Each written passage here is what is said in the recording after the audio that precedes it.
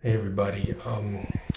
The subject of this video is women's MMA, and I wanted to ask you guys and women, if any of you watch this, are you surprised at how long it takes for the UFC to book women's MMA fights, considering the fact that a majority of the time women fights are a lot more entertaining than some of the men, since these ladies will stand there and they will trade shots. They'll get their eyes blackened, their heads cut open, their noses broken, their lips busted open, so on and so forth. Whereas some, yes, not all, some of the men will dance around and try to score points and win that way instead of trying to finish the fight. Um, my journey into women's MMA as a fan began like everybody else with Gina Carano, watching her in Strikeforce. And then when Gina stopped doing MMA for whatever reason, one day I came across Felice Herrig during her XFC days, and I was hooked on her like that.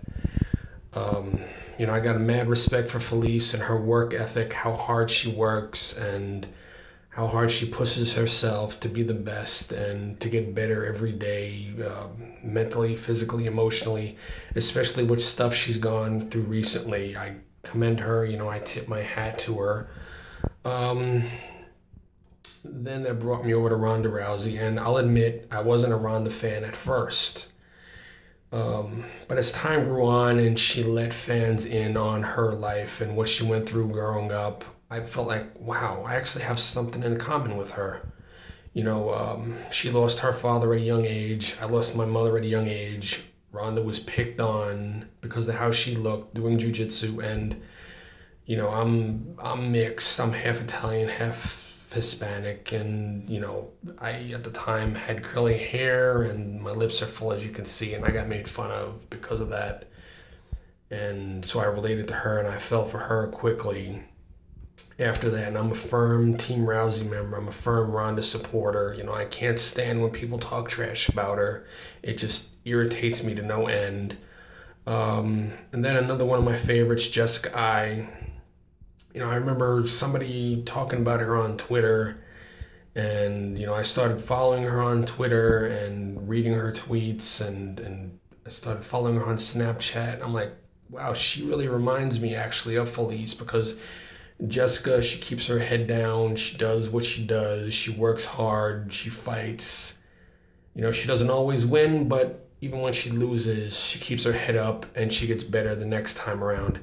And finally, my fourth favorite, well, I mean, I've got more than four favorites, but the fourth top woman in MMA for me is Bec Rawlings.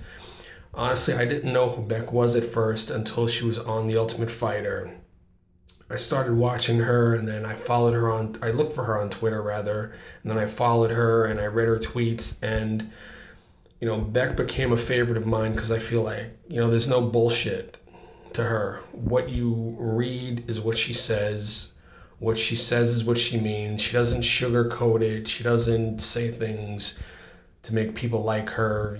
If you like her, you do. If you don't, you don't. Oh well, she's an MMA fighter. She's a mother, and even though I do have four uncles, I basically had a single mother who was, yes, handicapped, and she did the best job she could with me. And so I got mad respect for Bec as a single mother, and Angela Magana and all the other single mothers, not just in MMA but period. But yeah, so I followed Bec on Twitter and I read her tweets, and like I said, there's no BS to Bec, and I respect that. So oh, by the way, hi Bec, in case you ever see this.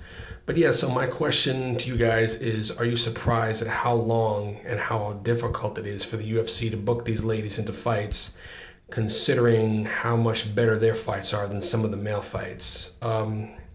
As usual, and as always, comment in the comments section. If you want to hit me up with a follow, I'll respond to your comments. I've done in the past, and I'll do it again.